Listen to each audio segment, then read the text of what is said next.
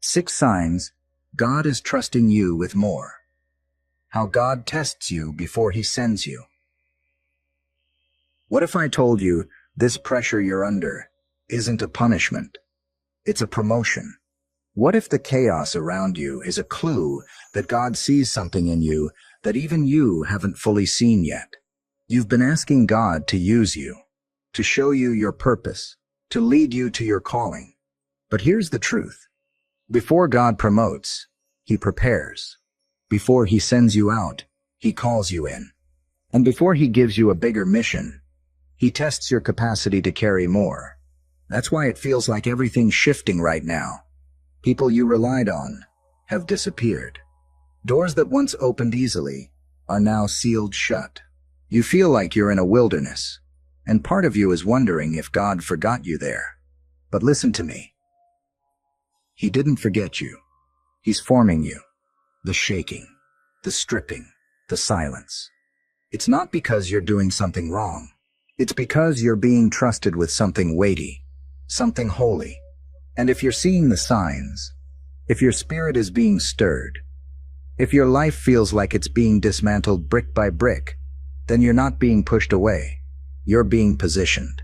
You're being trusted with a mission that's bigger than comfort, bigger than applause, bigger than success. You're being trusted with kingdom impact. So don't miss the signs. Because God doesn't shout when He promotes you. He whispers. He tests. He watches. And if you're paying attention, you'll see it. Let's talk about the 6 signs that God is trusting you with a bigger mission right now. Number 1, you're facing greater spiritual attacks. Let me be blunt. If all hell is breaking loose around you, you might be on the edge of heaven's next move through you. The enemy doesn't attack what doesn't threaten him. And if your spiritual warfare has intensified, if the pressure has grown, if the temptations are stronger, if the fear is louder, don't panic. Pay attention. You're being trusted. God never allows spiritual warfare to destroy His people. He allows it to develop them. Before David ever held a crown, he held a sling and stood in front of a giant. Before Jesus stepped into public ministry, He faced the devil himself in the wilderness. And guess what? God led him there. Matthew 4:1 says, "Then Jesus was led by the Spirit into the wilderness to be tempted by the devil." Did you catch that? The Spirit led him into the fight. Why? Because the fight was proof he was ready. The devil shows up loudest when God is preparing to launch you. Not because God's abandoned you, but because He's anointing you. Your spiritual battle is not a sign you're failing.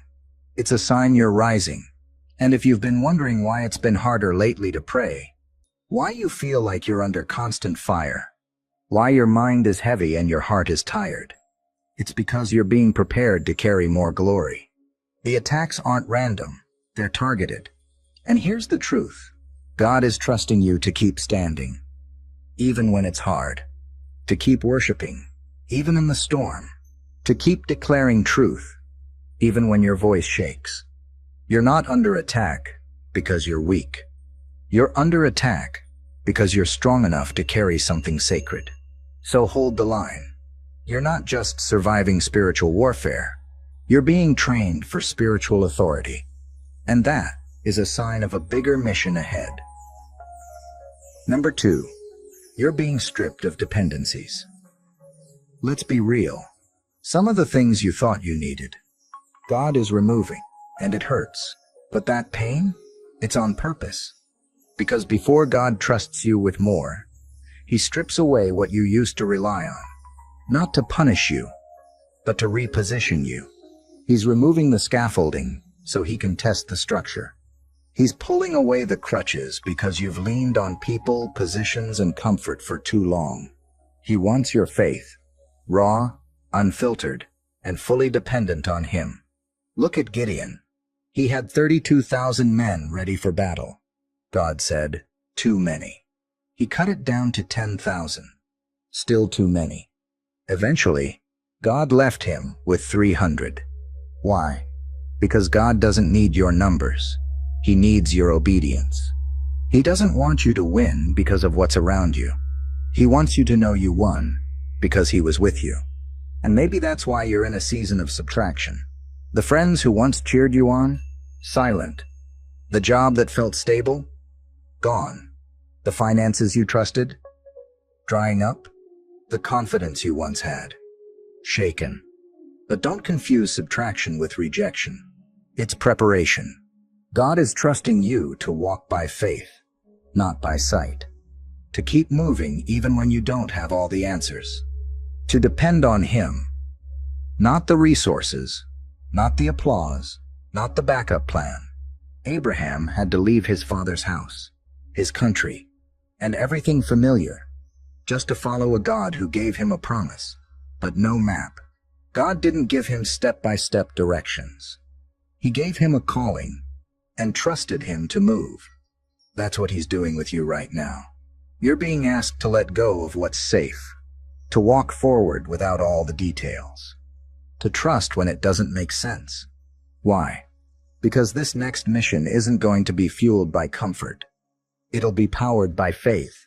Faith that isn't cushioned by plans B, C, or D. Faith that says, even if I lose everything, I still have him. And that's enough. If you feel like God's been stripping things away, don't panic. He's not trying to hurt you. He's revealing the strength he's already put inside you. He's showing you what can't be shaken. He's proving that your trust isn't in things. It's in him. Because only people who've been emptied can be trusted to carry glory. And that is why you're being stripped. Number 3, your obedience is tested in the small things. Let me ask you something bold. What are you doing with the small instructions? Because before God hands you a microphone, he hands you a broom. Before he gives you a stage, he gives you a test. And the test isn't always big and flashy. It's usually quiet and unseen. That's where God watches. Not in the spotlight, but in the silence. He's watching how you respond when no one's clapping. He's watching your attitude when the assignment feels beneath you. He's watching your obedience when the only one who sees is him. And that's exactly where missions are born. Look at David. Before he became king, he was tending sheep, not preaching, not slaying giants. He was out in the field, away from the action, forgotten by everyone, including his own father, but not by God. David was writing psalms when no one was listening. He was protecting sheep from lions and bears when no one was watching. And God said, "That's the heart I can trust with a kingdom." Small obedience is the seed of great destiny. And maybe right now, God is asking you to do something that feels beneath your calling, to serve someone else's vision, to work in secret, to give when no one sees, to be faithful with something small, while others seem to be running ahead.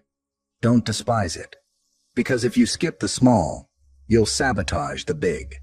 Jesus said in Luke 16:10, "Whoever can be trusted with very little can also be trusted with much." You want the much? Start with the little. Obey when it's hard. Show up when it's hidden. Give your best when no one's applauding. That's how God promotes. Not by popularity, but by consistency. Not by gifting, but by obedience. If you're in a season where the assignments feel quiet, where you're doing things behind the scenes, where your reward is private, but your effort is real, don't give up. You're being watched by the only one who matters. And when he sees you obey in the small, he'll open the doors to the big.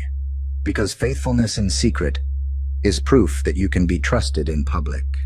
And that's why God is testing you now. The next mission starts with the next small yes. Number 4, you're feeling a restless, stirring in your spirit. Let's be honest. You can feel it. Something inside of you has shifted. You can't explain it, but you know, this season doesn't feel like the last.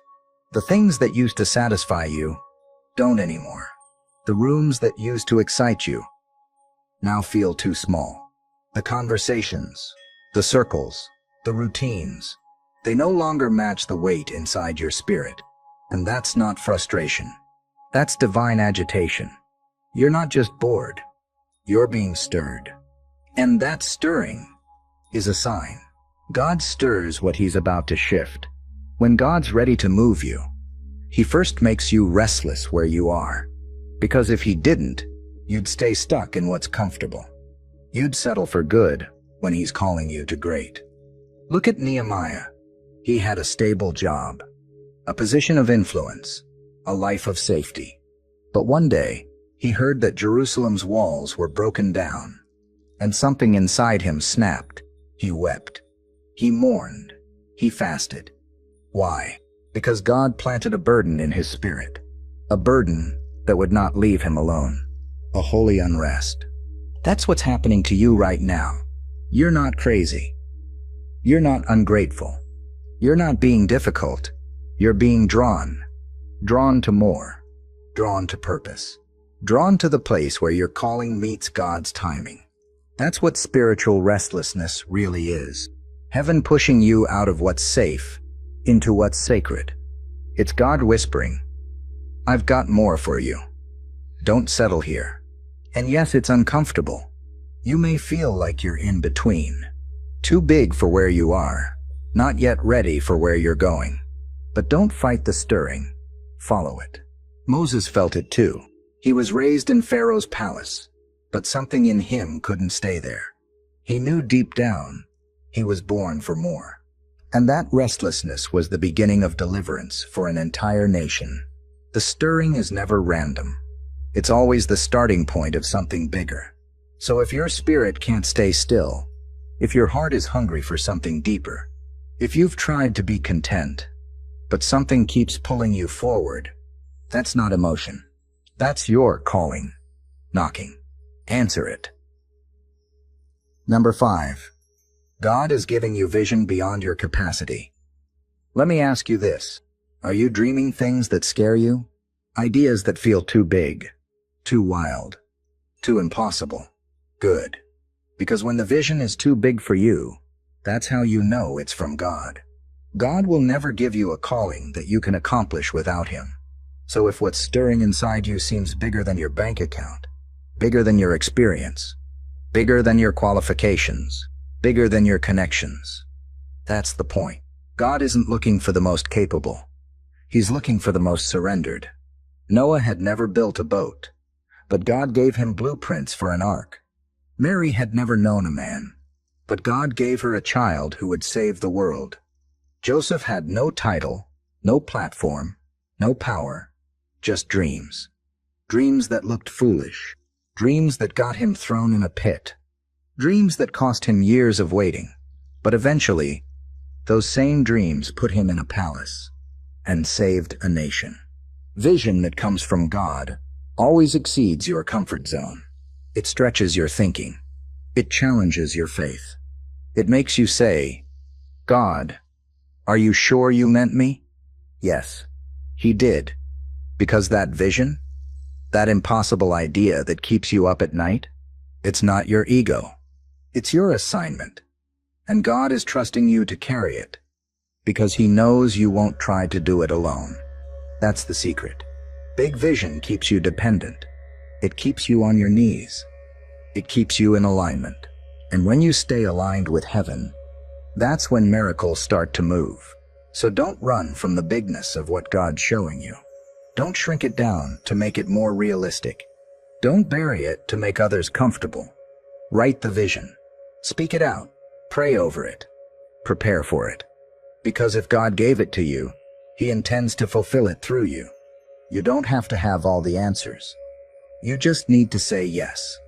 God will send the provision. He'll open the doors. He'll multiply your steps. Because the vision is his. But the vessel is you. Number 6. You're being set apart, not left out. Let me speak to something deep right now. You've been feeling alone lately. Isolated. Cut off. Like you're on the outside looking in, while everyone else is moving forward. But listen closely. This isn't rejection. This is refinement. You're not being pushed out. You're being set apart. There's a big difference. Rejection says, you don't belong. But when God sets you apart, He's saying, you belong to me. And when God's about to use someone for something sacred, he always calls them away first. Moses spent 40 years in the desert before stepping into purpose. John the Baptist lived in the wilderness before preparing the way. Jesus withdrew often, even at the height of his ministry, to be alone with the Father. Why? Because isolation is where clarity is born. It's where noise dies and calling becomes clear. God doesn't forge warriors in the crowd. He shapes them in the cave. And maybe that's why your phone doesn't ring like it used to. Why certain friendships faded. Why some rooms closed their doors. It's not because you're unworthy. It's because you're being consecrated. God is jealous for your attention in this season. He's pruning distractions, silencing comparisons, pulling you into secret places where he can speak, refine, and prepare you. Yes, it's lonely. Yes, it hurts. Yes, you feel left out. But heaven is watching how you handle this hidden season. Because if you can be faithful when no one sees you, God will trust you when the spotlight comes. And make no mistake, it is coming. But don't rush it. Don't resent the separation. Don't confuse silence with abandonment. God hides those he's about to use. He sanctifies those he's about to send. He separates those he's about to trust. So if it feels like no one understands you, if it feels like your journey looks nothing like theirs, if it feels like you're walking a road only God could have scripted, you're not behind. You're not disqualified. You're chosen. And chosen ones always walk lonely roads before they lead holy missions. You're not left out. You're being set apart. And that's the highest honor there is. Conclusion. God is trusting you. Trust him back. Let me bring this home. You've been wondering why everything feels so intense lately. Why the warfare is heavy. Why your life feels like it's under construction. Why the dreams are big, but the answers feel small. Now you know.